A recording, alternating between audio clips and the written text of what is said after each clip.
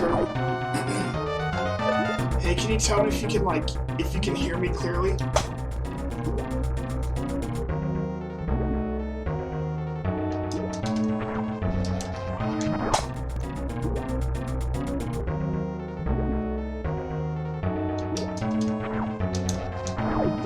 Yeah, it's because my computer sucks and the microphone that I'm using on the webcam is really bad.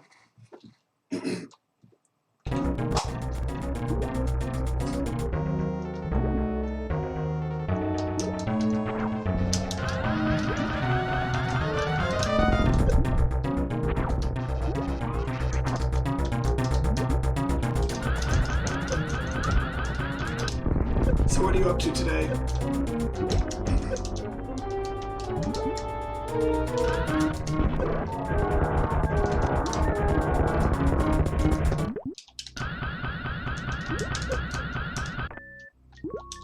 How'd those go?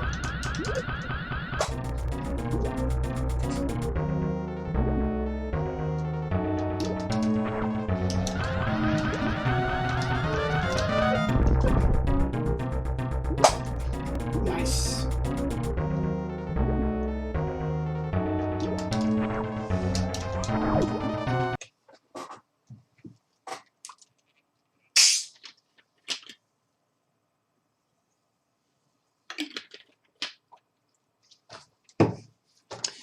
How'd you do on your runs? Any gold splits? Anything fun?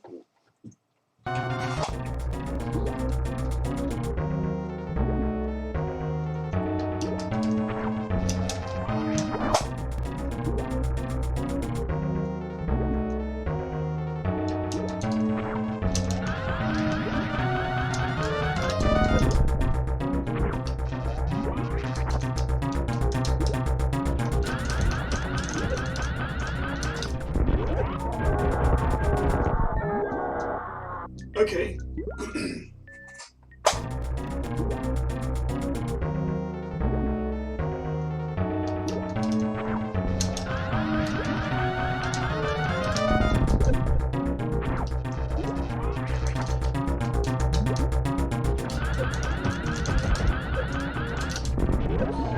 And you have like a 56 something or other, if I remember, is that right? Or are you down lower now, like 54?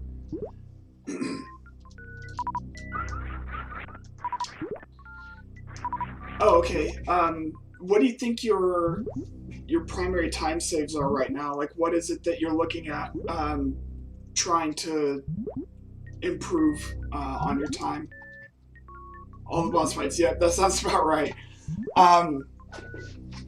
So if you want to, we could, since I'm working on Draygon and I'm a little warmed up on Draygon, do you want to go over, like, what I do for Draygon? I think what I would do is just kind of explain what I do and see if you can kind of see what I do and understand the explanation and have it make sense. How does that sound?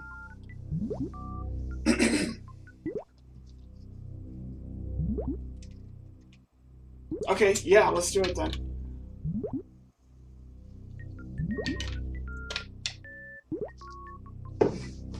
Okay.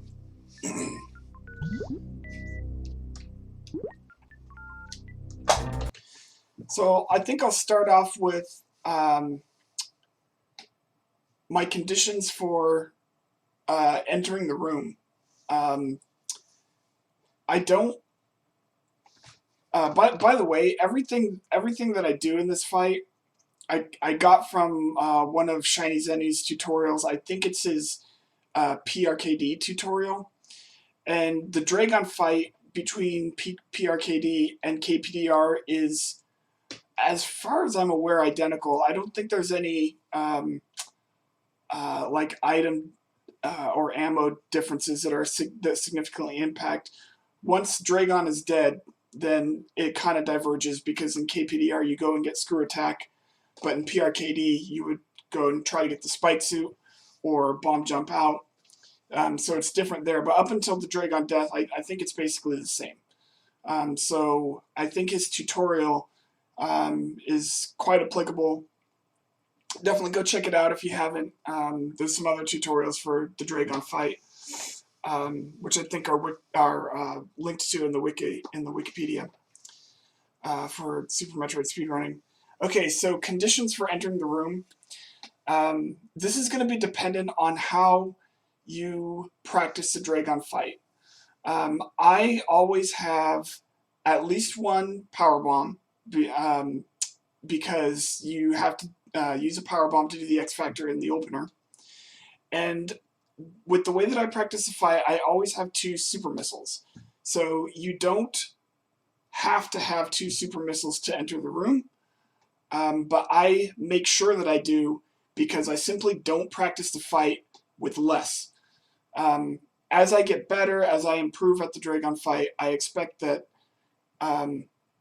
I'll bump it down to requiring 1 super missile to enter the room, and then maybe even in the future I'll bump it down to requiring 0 super missiles to enter the room. So the way that I meet this requirement is in the Botwoon E-Tank room.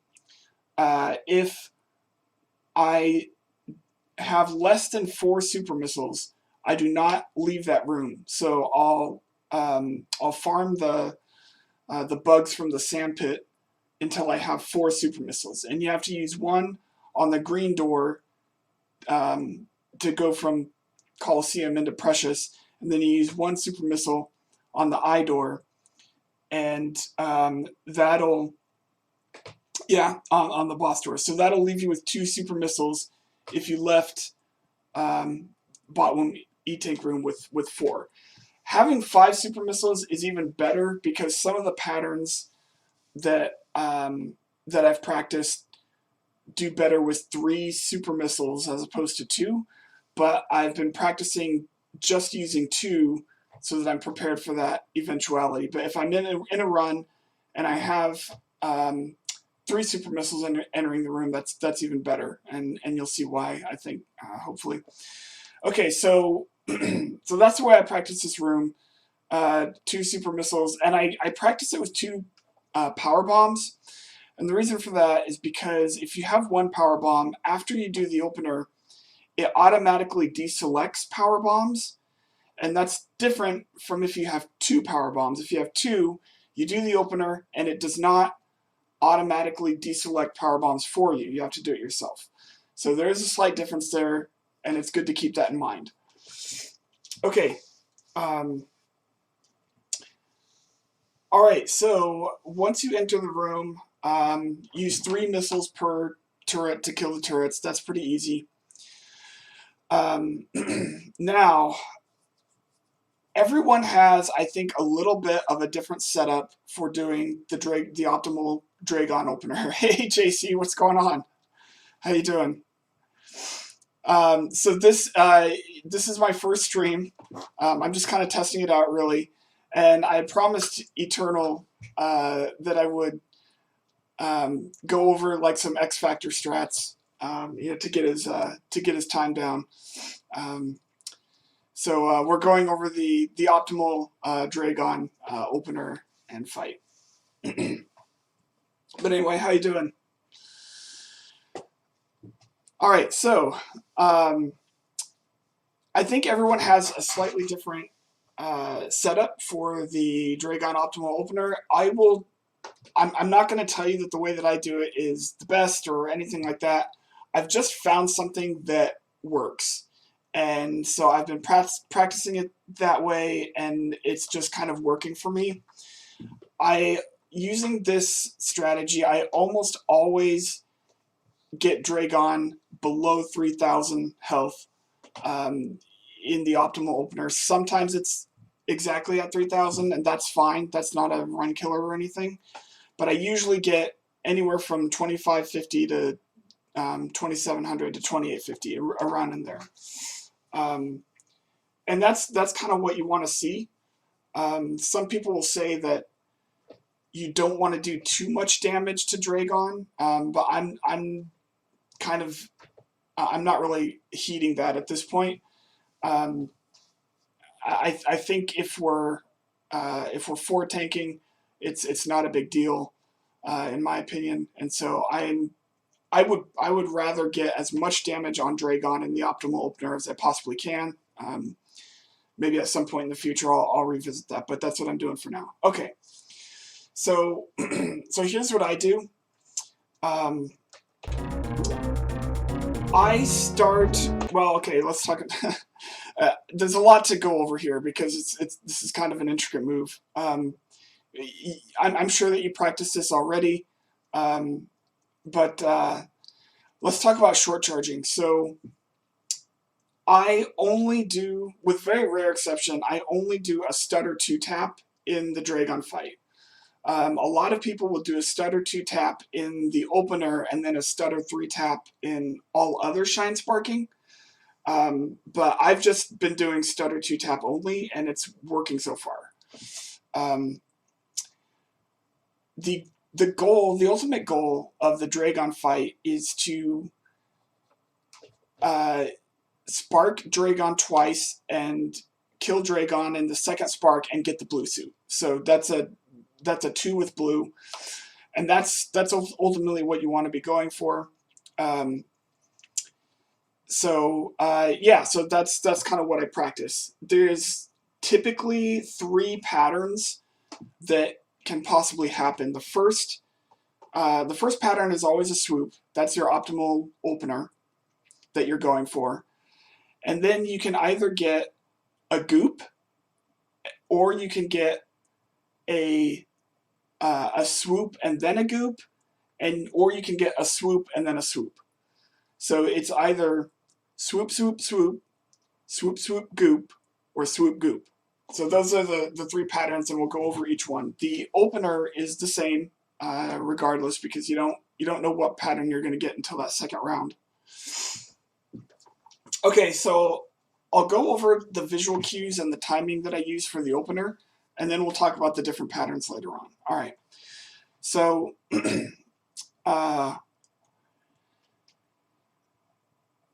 like I said, everyone does this a little bit differently. I'm just going to tell you what I do, and what I do is a little bit different. So, most people use these little Draygon babies to find some sort of visual cue as to when you should start the short charge. And by the way, the short charge that we're doing, so it's going to be a stutter 2-tap, but you're going to start charging the wave beam right about here to prepare for the X Factor. Okay, so you're going to charge, and then you're going to start. You're charging the speed booster, and you're charging your charge beam at the same time. So I start my stutter 2-tap as soon as Samus is completely covered by these shrimps, which is a little unusual, but right there, that's when I start.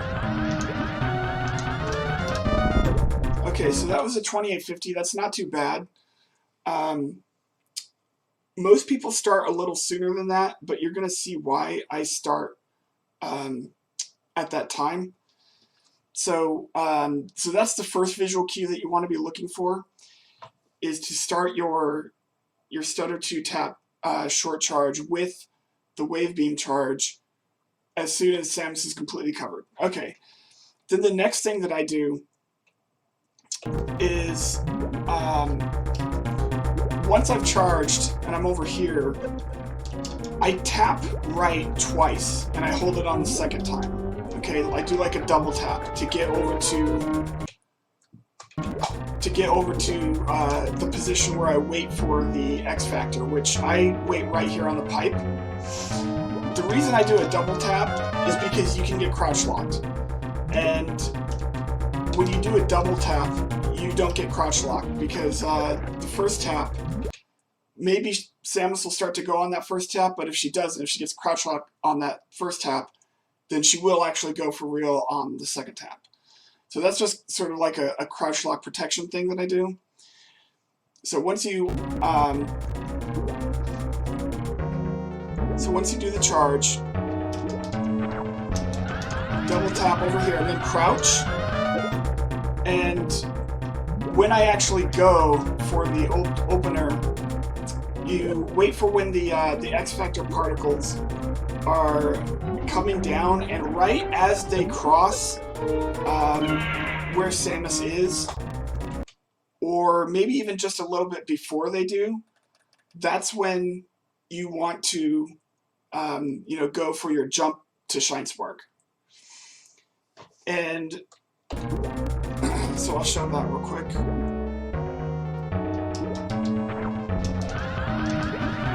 Right there. And so what I do when I do the jump to Shine Spark, you probably noticed I walk to the right there. So I walk about 2 tiles to the right, and then I press and hold jump for a spin jump. So because I go a little bit late compared to other people with those Draygon shrimps, I kind of like, I'm making up for it by walking about 2 tiles to the right before I do a spin jump. It doesn't really matter exactly where you are on the screen, left and right, when you start this move, because Draygon's swoop pattern, it adjusts to where you are on the screen horizontally.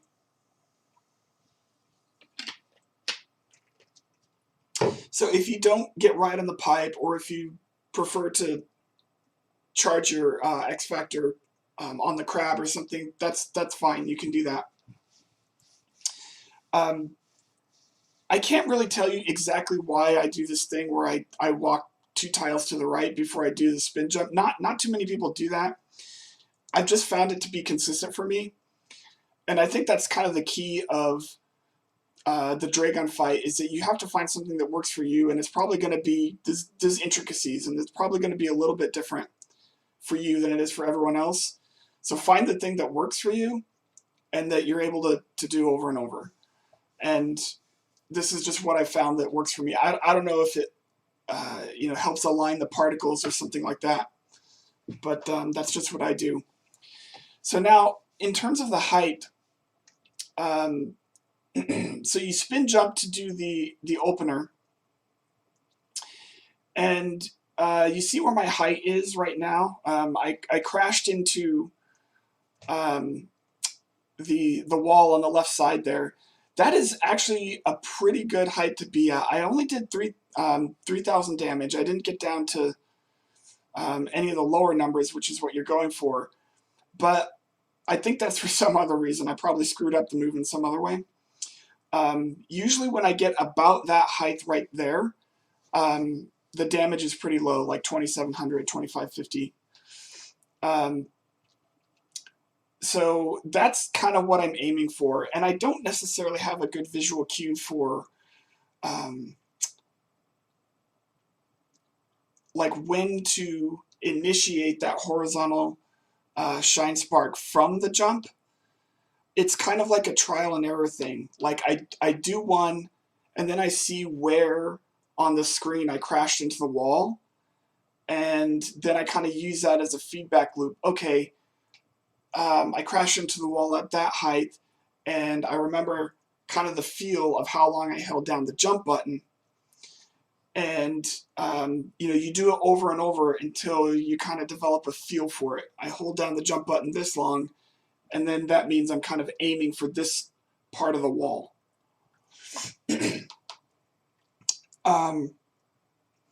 Now, as far as the actual mechanics of the Shine Spark, the move, so you do a spin jump, and you know, I'm walking 2 tiles to the right, and then I do a spin jump. So I kind of spin jump up and to the right a little bit, and what you want to do, what I do, is I press on the once I'm done jumping, and I you know, I let go of the jump button because I have the right height. The inputs are on the D-pad are left, up, and then left and jump. So you want to push left first because you're in a spin jump and you want to turn around and face the left so that you Shine Spark in the correct direction. and then you press up to initiate the wind up. You know, you get like a half second or a second or so of, you know, initiating the shine spark, but not actually moving. And then within that half second or second or whatever it is, you can decide which direction to shine spark in. And so that's when you press left and jump. So I'll show it again to see what that looks like. If I can even short charge. My short charges just have been bad today.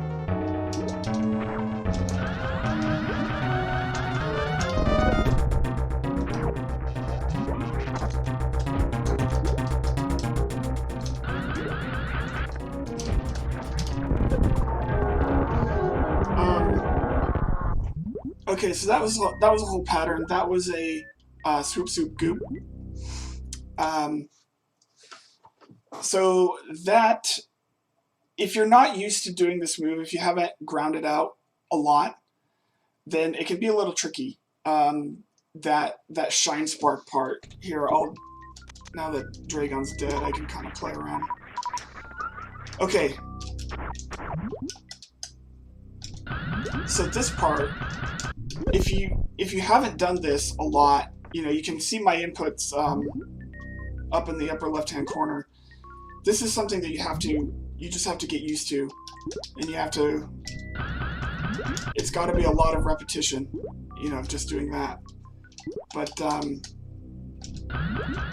yeah, it's left, up, and then left and jump. That's what I'm doing with the D-pad.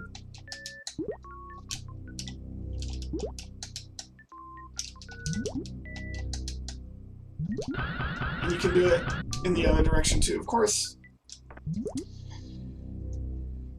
Okay, so you can initiate a shine spark by pushing R. Not L. I don't think that L works. I think it's only R. Yeah, L does not work. So if you're in the air and you press R, you'll initiate the wind up. That little half second to second, that's the wind up. So you can do it that way. I don't, and there isn't a right or a wrong way to do it. Some shine sparks I do initiate with R. An example is the full halfie. I initiate that one with R. But the Draygon opener, I don't. And I think for me, it's just a faster motion, because it's almost like you're doing kind of like a Hadouken maneuver, where it's, you know, left and then quarter circle to up, then quarter circle back down to left. So it's kind of an easy move to do, I guess, for me. But maybe if you find that using the R button is easier, then, you know, maybe you can do that instead. So yeah, just do this a bunch of times to get used to the feel of running in one direction and then horizontal shine sparking in the air in the other direction. Once you get that down, you know, that's kind of one of the trickier parts to the move. There's a lot happening all in a very short amount of time. You know, so it is pretty tricky.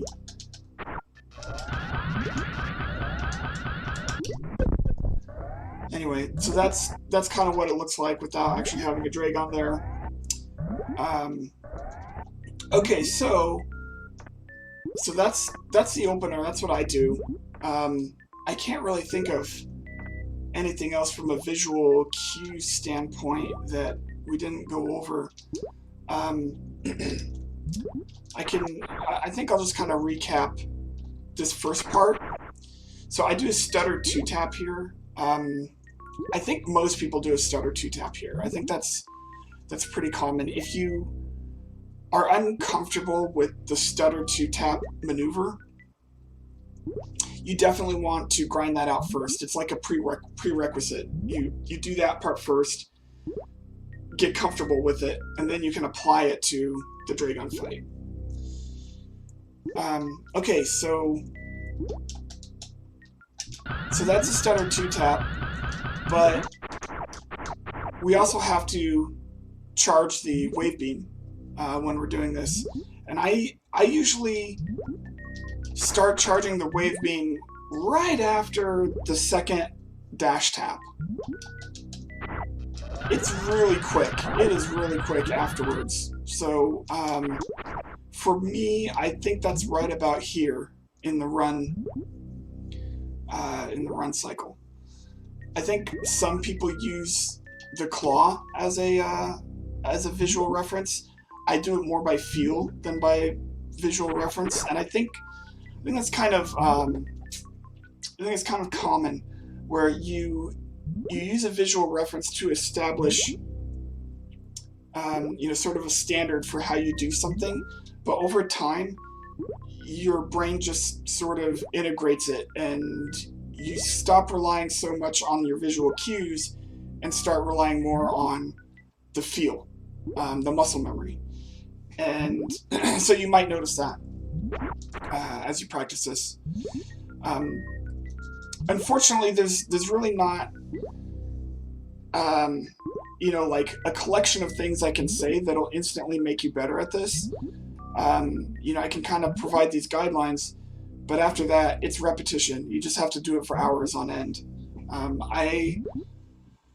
I don't know if I've put more time into Phantoon or Draygon. It's probably pretty close, but we're talking days and days worth of just repetition.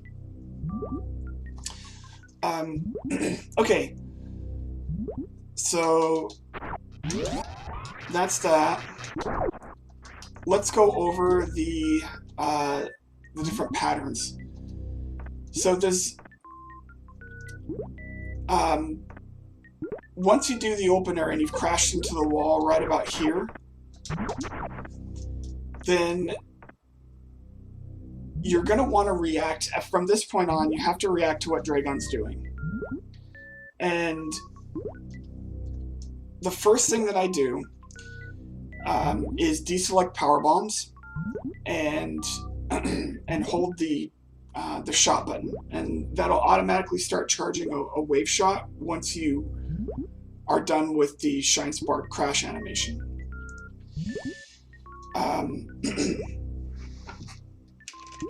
Excuse me, got a rough voice today. Too much partying. Yeah, I wish. All right.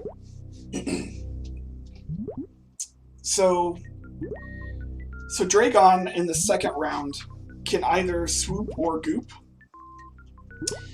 If Draygon gives you a goop, I think that's the easiest pattern, but probably the slowest. And if she gives you a swoop, then there's two more options after that. So it's kind of like a flow chart that you want to be doing. So if once you charge that shot from crashing, you want to turn around and jump right about that high once. And then when you land, you let go of the shot. And you fall down here and select supers. And if Draygon does not swoop by then she's doing a goop. And from there you would do a short charge, and I'll show you what that looks like. So let's see.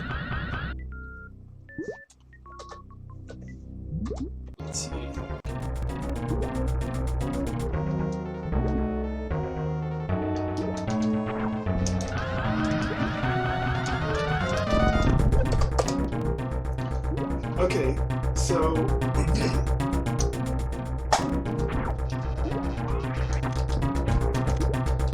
that's kind of what that bit looks like, except you actually want to land the wave shot. So I'm gonna try it again.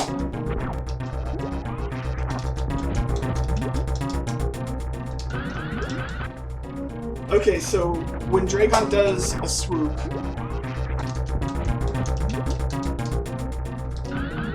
then you do that turnaround wave shot.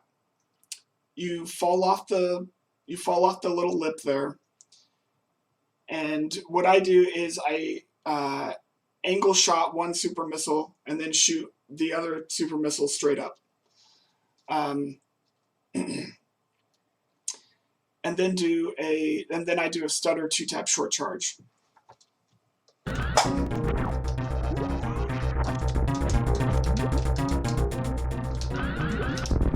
Okay, so that would have killed her had my charge shot actually landed. So I think I'm going too early. Let me actually fix that.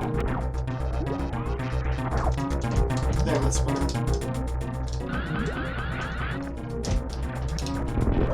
Okay. So after you crash, it's turn around, charge wave shot. You fall over the little lip there. It's an angled super and then a straight up super if she swoops. If she does not swoop, if she goops, don't shoot any supers, and that wave shot isn't actually going to hit anything. It's kind of like an option select where you throw it out there in the event that she swoops, but you don't even know if she's going to or not. If she doesn't, you don't hit, and it's no big deal. Okay, so so this was a swoop swoop goop.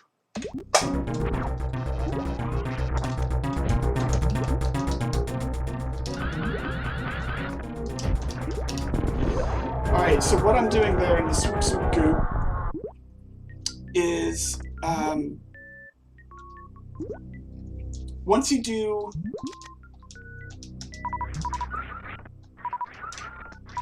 the short charge over to here, you're doing sort of another option type move because you have to react to whether or not you're going to get a swoop or a goop in the third round. And this might be an even more difficult part of the flowchart. You have to jump up to a specific height, and you jump up to that specific height in the event that Draygon is going to do a third swoop. If Draygon does not do a third swoop, just a goop, then you actually don't use that jump. You just come back down, because if you shine spark from there, what's going to happen is you're gonna crash into the wall. You're probably not going to hit her or do very much damage, even if you do. And she's just going to like grab you or something because she's moving very slow at this point since she's gooping and not swooping. So you've charged, you've done a jump up to about here. I basically aim for this little black space above the turret and below the wall. That space right there, that's what I aim for. And if she does swoop, then you have to do another one of those shine spark in the opposite direction moves.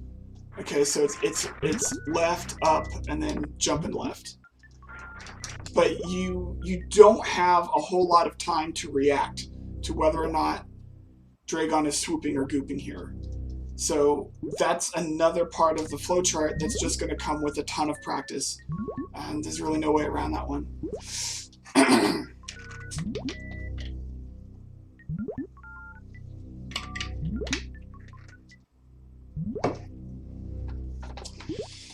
Okay, so if she goops, you've jumped up here and she hasn't come, and so you didn't do the horizontal shine spark. What I do, and you do not have to do this, this is sort of an optional thing. If I have an extra super, I'll select it. If I don't, I'll select missiles. And then once I land from that jump, I run over and I shoot a diagonal missile or super missile. Now, there's this phenomenon in the game that I'm sure you've noticed. If I just shoot, for example, a diagonal charge shot, it kind of travels at a 45-degree angle. But if I have some momentum in like an X or Y direction, do you see how the charge shot didn't travel at a 45-degree angle? It was like really steep, like a steep diagonal. I call that throwing your shot. I don't know if there's a better term for it. That's just what I call it. And yeah, and it works on both the X and the Y. So I can get a shallow angle if I have some horizontal momentum. So that's what I'm doing when I add a missile or a super missile into Draygon here. I'm throwing the shot. You see how it kind of like traveled at like a low angle? The reason you do it that way is because if you waited till you got all the way over here and then shot one into her belly, your Shine Spark charge would be gone by then. So this is kind of a way of making sure that you have the frames to jump up again a second time with that same Shine Spark charge and then do your left up, left and jump maneuver. Be very, very, very careful if you're going to do this, because if, as we discussed earlier, if you press R while you're in the air and you have a Shine Spark charge, you'll activate the wind-up. So since the move that I'm doing with a Shine Spark charge requires the R button, make sure that you've landed from that jump before you press R. Otherwise, you'll activate the wind-up right here, and you'll throw the fight.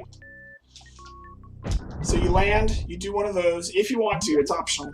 The reason I do this is just to stack more damage on to increase my chances of getting a blue suit. And then once you do that, I just spin jump to the right, and then once I get up to about this height, you'll actually have Draygon on the screen, so you can kind of easily see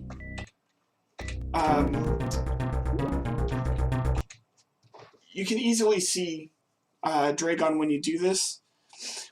The part of Draygon that you want to be aiming for is basically kind of that big protrusion on the forehead.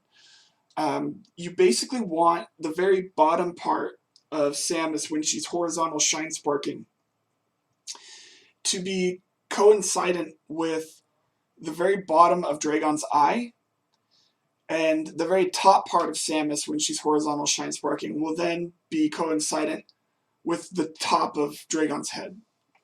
So that's kind of the sweet spot. You can be like a little lower than that and you should be okay, but that's kind of what I'm aiming for. And so in this swoop swoop goop pattern, you have Draygon on the screen, and that's kind of how you modulate how high you jump for that second jump into horizontal Shine Spark. Okay.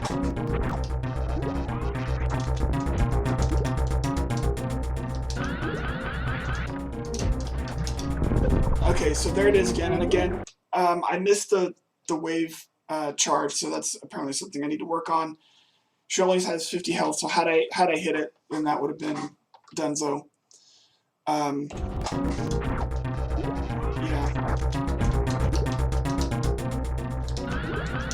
Okay, great.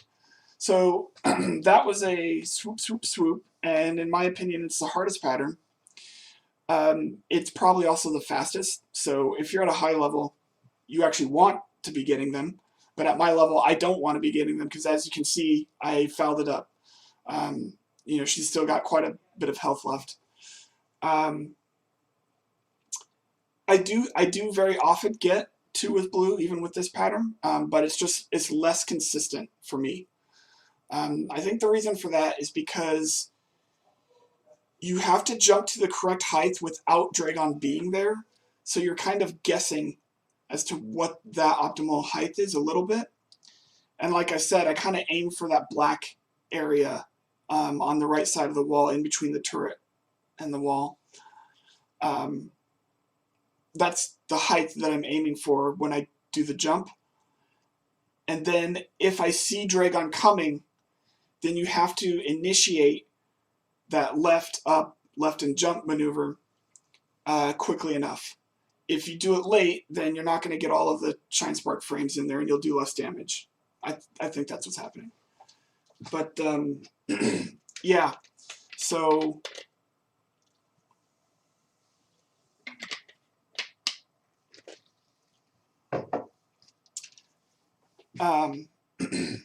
yeah, so that's kind of a tough one, but definitely doable. I think that the hardest part is that you just have to react to whether the next pattern is a swoop or a goop. You just have to. And it's hard because it's fast. You do not have a lot of reaction time to get it out.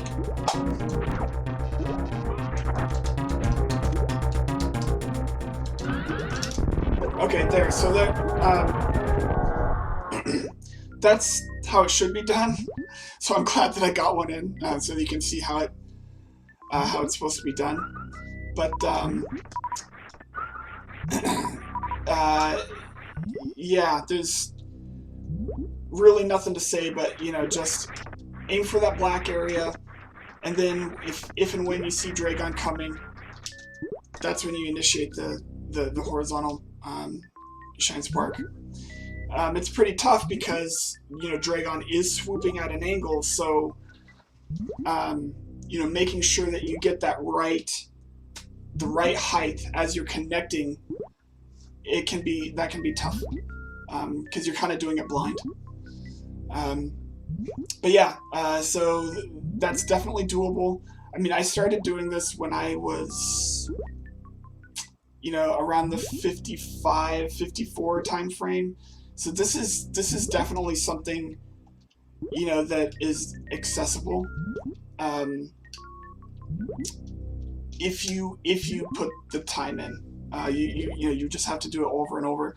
And basically, I think what happened, Eternal, was I got to the place that the exact place that you are in now, where a lot of my segments were going okay, but the boss fights is where I recognized where my time save was, and so I did nothing but grind boss fights ad nauseum, mainly Phantoon and Draygon. I'm to the point now where I realize I have a lot of time save at Ridley because I've kind of ignored him for so long. But that's just kind of, that's a progression thing, I guess. But yeah, Phantoon and Draygon are really big time saves in this mid 50 range, I think. But it's also one of those things that just it takes a lot of skill, because that's one of the things that kind of makes Super Metroid so sick. I've talked about this with Charles.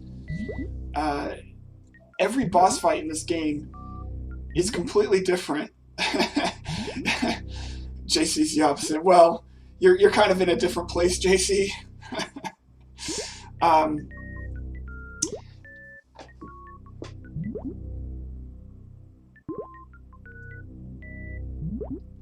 Yeah, so that I totally get. Yeah, I can see that. Yeah, I think it's this, for one thing, Super Metroid is my first speedrun game, and this is my first speedrun category, so I'm kind of diving into any percent, and I don't really have any prior experience. I do have I guess like high-level gaming prior experience. I was in the Melee scene for a long time. I was never like a great player or anything, but I did reach like a mediocre level, I guess. Yeah, don't get me started on Brawl. But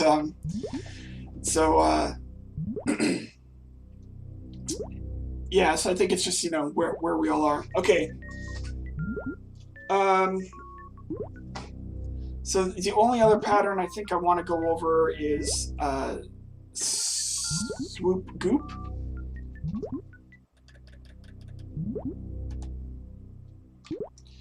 Yeah, I totally agree with that, JC. I think there's a lot of yes, I agree 100%. I call it the Melee to Super Metroid pipeline. I think there's a lot of analogous movement, even though Smash is an analog stick game, and Super Metroid is a D-pad 2D platformer. There's actually a lot of analogous movement. Like, for example, ledge grabbing is very reminiscent of a move that we have in Melee called wave landing, which is basically a way to kind of snap to a platform way quicker than you would get to it if you jump up and then fall back down onto the platform. So the timing and the motion, is pretty similar. So it's probably no surprise that I do Behe climb. I've done it since day one. I've never actually done climb where you do the wall jumps, because the motion is a lot like playing Melee in some ways. Okay. All right. So let's see if we can get a swoop goop. That's probably the slowest pattern, but it's pretty easy. Although there are some pitfalls. So let's see if I can get one.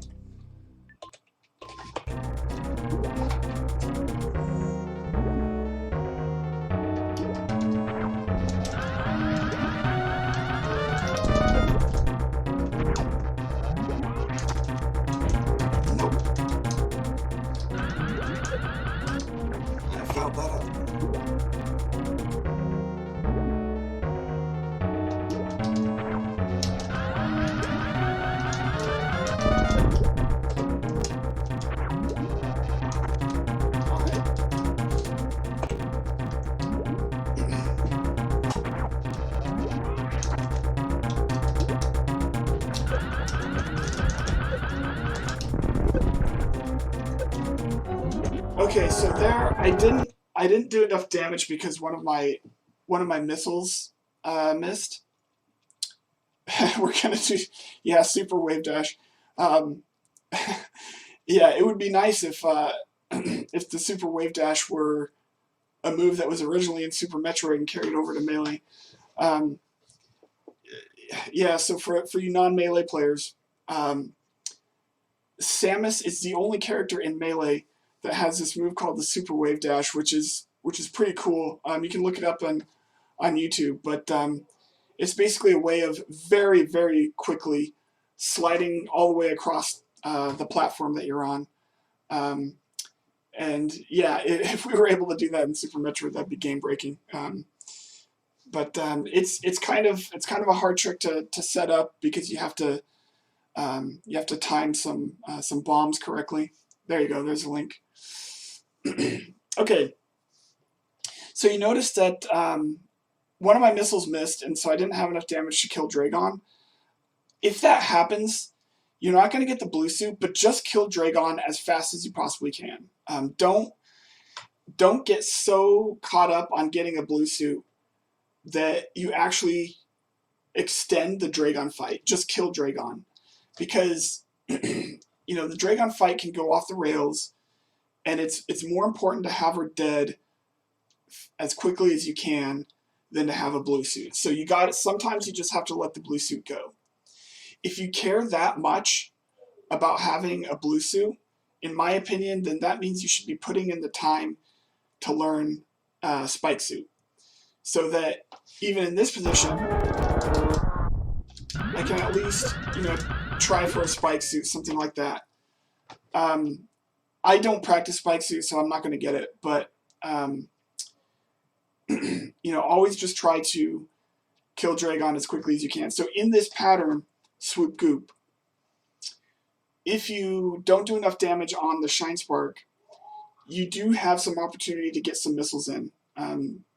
So as you fall, Draygon will be coming in. You can just pump some missiles into her, and if you did things mostly right, then she should be good for a 2-round death anyway. You just won't have blue suit, and that's fine. Okay, so let's try it again.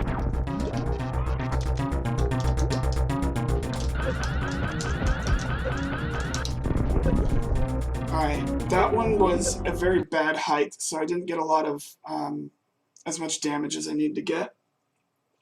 So what I'm doing here, actually, let me kill her.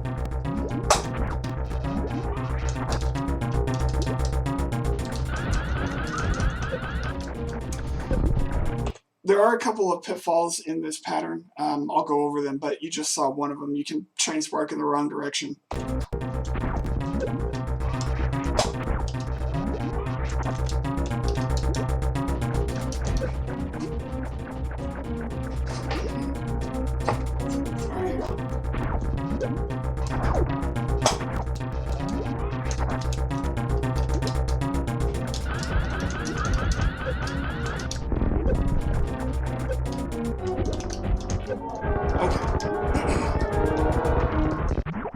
So again, I didn't do enough damage there, but you do have an opportunity to get some missiles in. Yeah, Eternal, that's right. So you have to be very careful in this pattern because you have a charged Shine Spark, and if you take damage, you can if you go to do a spin jump right after you get hit, you actually won't do a spin jump. Because it kills your momentum or something like that. And so that'll register as doing a Shine Spark. And so it'll actually activate your Shine Spark before you actually want it to go. So what I do is I try to manage the time that I get hit, and then there's a slight pause, and I'm holding right, the whole time. I get hit, I hold right, then I do the spin jump, and then my left up, left maneuver. That way you can kind of just, be very cognizant of what's happening so that you don't accidentally Shine Spark too early because you got hit and you try to do a spin jump at the same time. So that's one pitfall to look out for. Okay, so I do the crash animation here, and again I hold shot, so I start charging a wave, and then I jump up to about this height, and I let it go. And again, we're only doing that in case it's a swoop pattern. If it's a goop pattern like this one, then it's not going to do anything. But you select supers, and then if we get the goop pattern, we do our stutter 2-tap. You can do a stutter 3-tap here. In fact, a lot of people do, and it's probably better because I think I'm taking damage twice when I do this pattern, and you may not even necessarily have to. But yeah, so what I typically do, like I said earlier, I practice this fight with only 2 super missiles. I picked up some drops, so I have 4 right now. But I usually practice this with 2 supers. And so what I do is, once I charge my Shine Spark, Draygon's going to be right in this area where I am. I turn around, and it's 1, 2, and then I select missiles and try to get about 3 of them off. So once you consume your 2 supers, they'll deselect automatically, so you just have to press item select once, and then hit them about 3 times, and then that's when I walk to the right and I take intentional damage, get hit, and then spin jump, and then do my little maneuver. So let's try it again.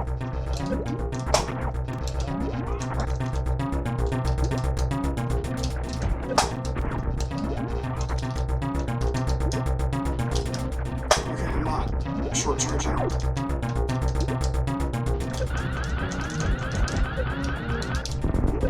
It's supposed to look a lot like that, except the jump is supposed to be higher, and the safe state is a little awkward, unfortunately.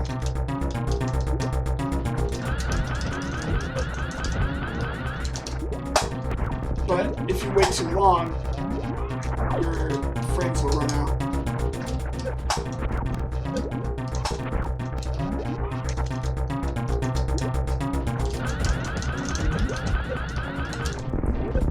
Oh, I thought that was going to do it.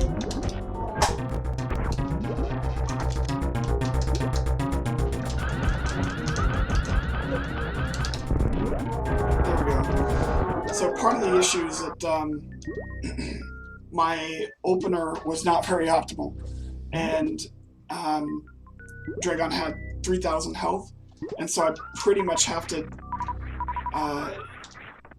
do a very good job of getting damage in on the second round in order to actually get the kill in the blue suit. If you do a better opener, like you get the 2550 or the 2700, then it makes the second part a lot easier because you don't have to do as much damage.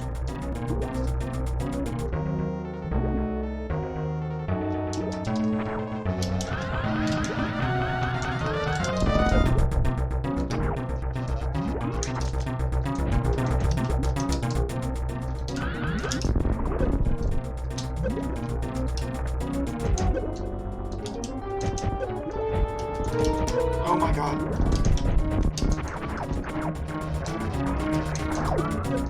So that'll kill your run really quickly, situations like that. And I can't tell you how many times that's happened where, she's right on the verge of death, and you just can't seem to kill her. I see that happen to a lot of people too, so it's, just the nature of the beast that, this is one of those boss fights that can really go off the rails.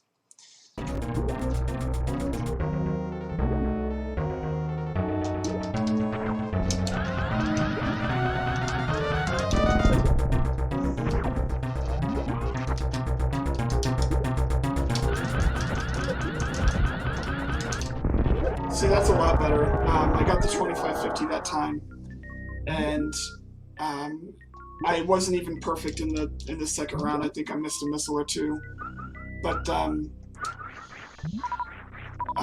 it didn't really matter because she already had so much damage. Okay, Eternal, I think I've just about covered everything that I think makes sense to cover right now. Do you have any questions that I can follow up on? Okay, go ahead.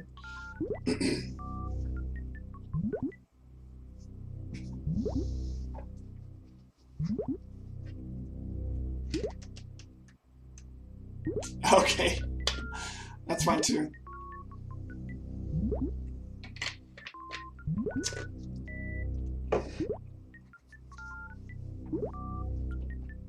You've already stealed my opener. So are you playing right now? Or are you trying it out yourself? Okay. Well, I definitely wouldn't call it my opener. How is it going for you? Are you able to get like the 3,000 or less? Okay, now it's our optimal opener. Okay, very good. So are you able to apply it?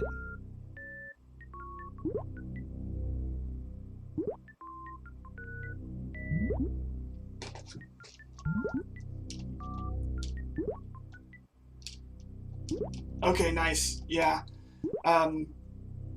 With further repetition, yeah, it's definitely going to be inconsistent to start with, but since you know what the objectives are, since you know like when to start things and how long to do things and what you're trying to hit,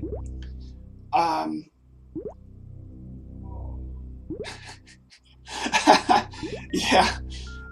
So JC, Eternal and I had talked on Discord, and he was asking for some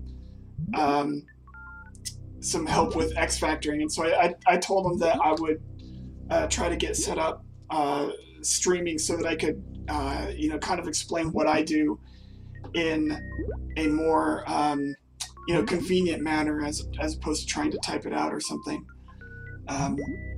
So that's kind of why I'm streaming now. I'm actually I'm not going to stream like a whole lot until I get my my new system build. I've got some parts on order. This current computer I have is really bad. So the fact that I'm able to even have a stream in the first place, is kind of amazing. But later on in January, I'll have a new system. Okay, so you're doing Claw Grip. I've started using more claw grip in certain rooms, but I don't do any claw grip in any boss fights. So, alright, let's see, you use A to run and Y. Oh, okay, that's, yeah, I think that's like the Shiny Zenny, configuration.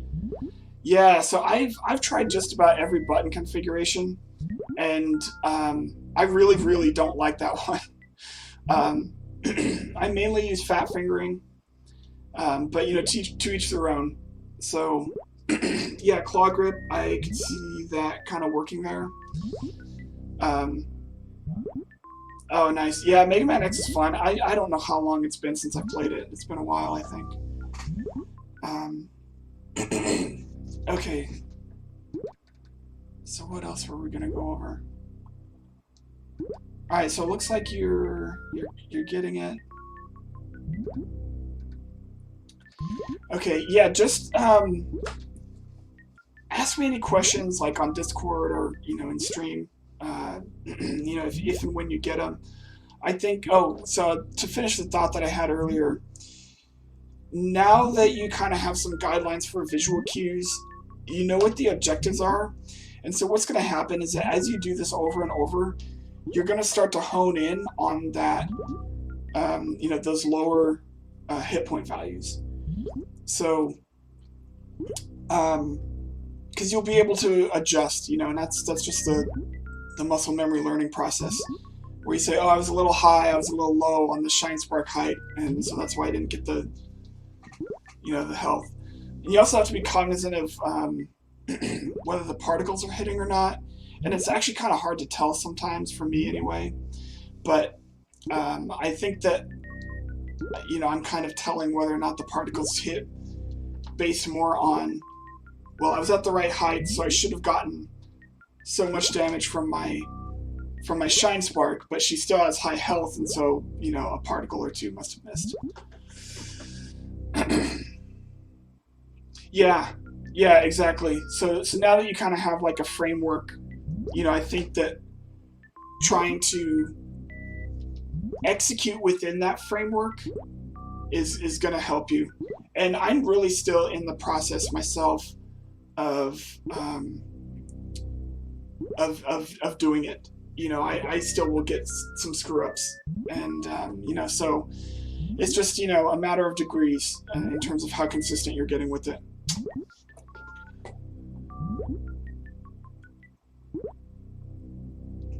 All right. Hey, what's up, Buddha?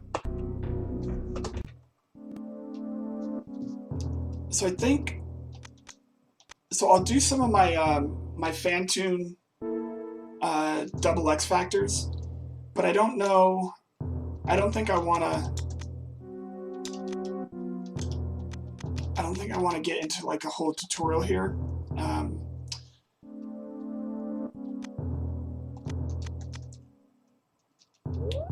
And the reason for that is that there's a lot of stuff that I'm doing with Phantoon that I'm really still working on, and so I want to kind of refine my flowchart a little bit before I start teaching other people how to do it.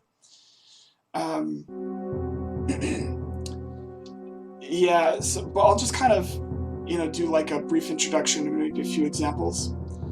So I do double X Factor, and there are not too many active KPDR runners that do double X Factor right now. It's not the norm. I think I primarily do it for swag points. It's not necessarily, yeah. I don't necessarily do double X Factor because it's quicker. I don't think it is, although I still kind of want to do an analysis. But based on a lot of the videos that I've reviewed from other people that do Doppler strats or hybrid strats or barrage strats or poplar strats, I want to say that the double X Factor can be the most consistent, and that's probably kind of a hot take, but the way that I do this, I kind of do a X factor by numbers, where I kind of have this flow chart and a set of visual cues. And I think I've gotten it pretty consistent. But another thing that's important when you're X factoring Phantoon is your ability to do tracking. And tracking is basically micro adjusting your position on the screen in order to get the X factor to converge on Phantoon. So if you see that Phantoon is moving in such a way that you don't think the X factor is going to hit if you just stand still, then you can maybe inch forward a little bit or inch back a little bit. And get that X factor to line up correctly. That's kind of a hot take, JC, in my opinion. I mean, the Doppler is so hard, and you're forced to do it in PRKD. Yeah, I mean, survivability is definitely a thing. I bet JC, I bet if you tried doing a KPDR style Phantoon, you would I wonder if you would update your opinion just because, like, yeah, or maybe you have tried it, I don't know, but yeah, I think so. Kind of to that point is that from what I've seen other people do, I don't either. So when you compare double X factor to a lot of the other X factor strats like hybrid and all that kind of stuff, with those other strats, they're very often off-screen strats. So Phantoon goes off-screen, and then you kind of aim the X factor for a certain point and hope that Phantoon intersects that point. And I don't see a lot of people that are like super duper consistent with it. Even some of the higher level KPR runners that are active today, they miss it a lot, just based on what I've reviewed.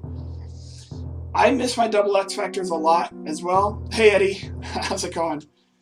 You came into a tutorial stream, I guess. I'm teaching Eternal some Dr. Girlfriend style X Factor strats. Yeah, no worries. Good to see you. All right, so the thing about double X Factor is that every single pattern, with one exception, is on screen. So you are able to track your location in accordance with how Phantoon is moving, because you can always see Phantoon. So that's why I think it's more consistent, is because you can make those micro adjustments on the fly. Now, that one pattern that is not on screen is still really, really easy. I get it every single time. And so the tracking is not a big deal in that one. So, barring that, I think that double X factor is probably, I would say that there's a pathway to some really, really good consistency. I haven't necessarily gotten there yet because I'm bad, but that's kind of why I'm going down this road. Is mainly for the consistency. I got to a point where, getting up to Phantoon, regardless of what pace I was on, I was still continuing the run with with the 2-round Phantoon 80% of the time. I think that's gone down a little bit since then, and I think it's because my movement in general has gotten a little faster, so my flowchart has changed, and I haven't really updated it for faster movement. So that's kind of why I'm just going to do maybe a few examples here. One of the constraints on double X factor, though, is that you have to have 2 power bombs and going into the room, which means you probably, once you get that first alpha power bomb pack, I always farm a caterpillar. And I kind of have a fast strat for doing that. It's in my PB video. Maybe I can just show it off here. Let's see.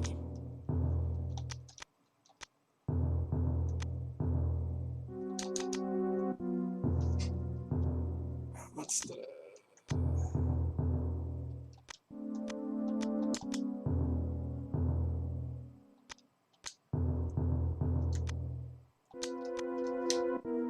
Oh, here we go. Okay.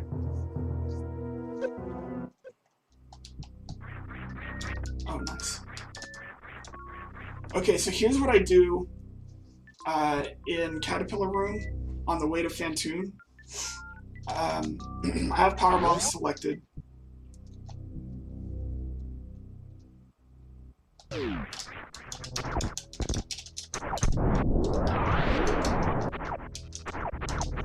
Let me try it again.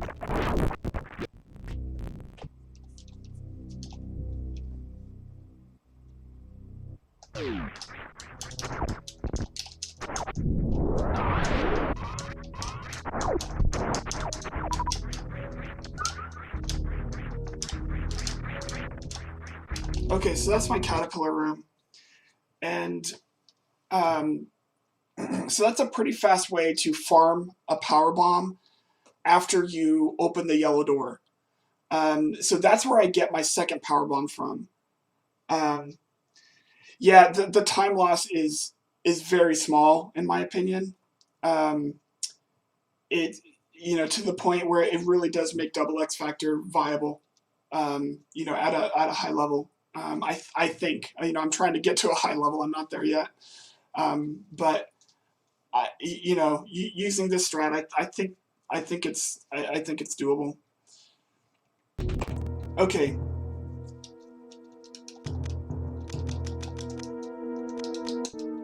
All right, so I'll just do a couple of examples. Maybe we'll see if I can get it to work.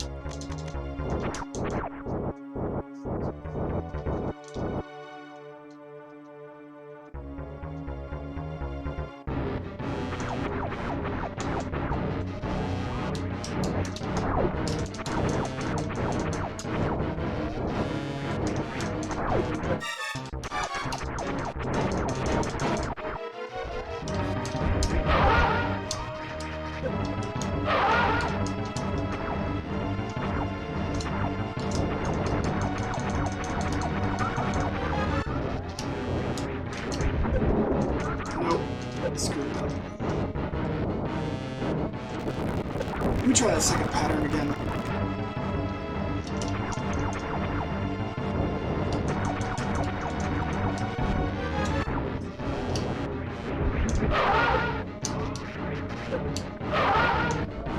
So that didn't work for some reason. And that is the exact same pattern I had in my PB, and I lost about 30 seconds there. And I think it's one of those things I was talking about where I'm moving a little faster now, and so the flowchart isn't working the way it used to.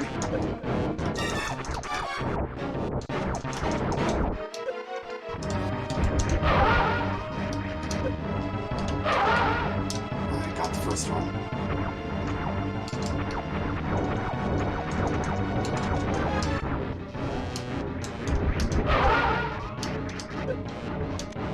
There we go, that's how it normally goes. So as you can see, those were all on screen, and I was able to kind of micro-adjust my positioning in order to adjust to where Phantoon is and where he's going to be once the X Factor hits. And so that's why I'm kind of going down this road of trying to be the double X Factor person, is for that consistency. Obviously, I have a long way to go, but yeah, that's that's kind of an example of what you can pull off with this. It's kind of a tank-heavy strat.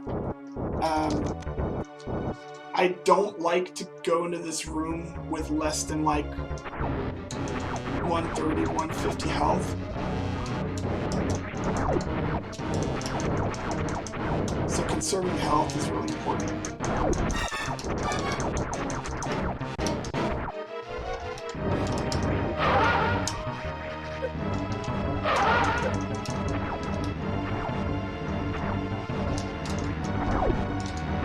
Okay, so here's the pattern that's off screen.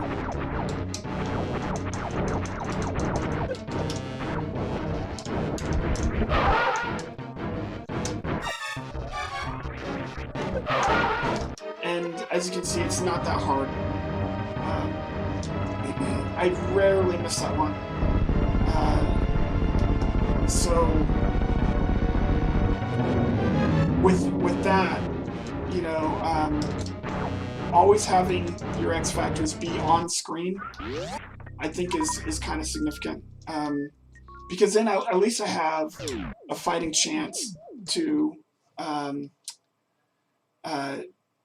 get to the point where I can kind of track and micro adjust and make sure that X factor lands on Phantoon. Whereas in most of the other X factor strats, they're off screen. So that's just kind of the pros and cons. I think double X factor is slower overall because it takes time for that second pattern to charge the X factor, get in the right position, wait for the X factor to come in.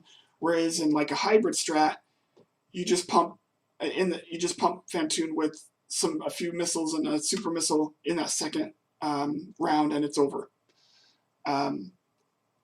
So there's definitely pros and cons.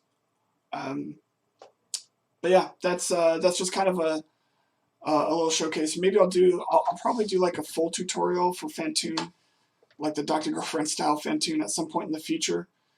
I've made some material, like pictures and you know, text and everything, but I think I need to update it because, you know, like I said, I still have some stuff to work out with this flowchart, you know, before I publicize it. Okay, so I think I'm gonna cut stream real quick here. This is actually the first stream that I've ever done, so I don't even know. I need to like go and see like if Twitch is recording the video or so. I need to like figure that kind of stuff out. I have no idea like how to use OBS or any of this stuff. So so yeah, this was just kind of a test run, really. All right. Okay. Yeah, I hope so. Should in massive quotes. All right. So Eternal, I hope that was helpful. We'll get to Phantoon later, but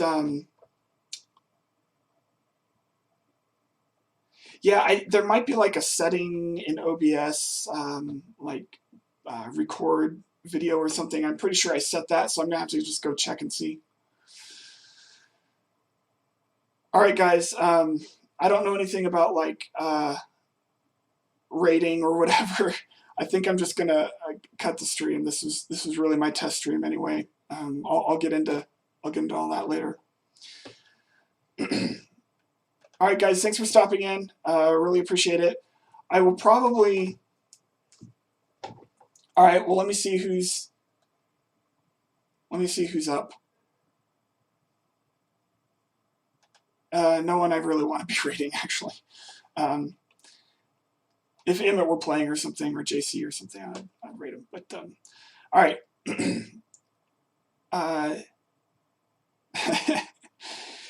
Yeah. Okay. I think I'm gonna cut it there. Thanks for stopping in, guys. I'll probably do more streaming in the future. Probably not like a ton until I get my new system built. But yeah. Yeah, just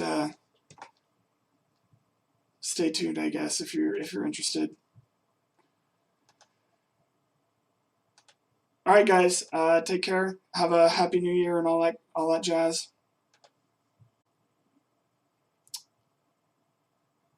All right, catch you later.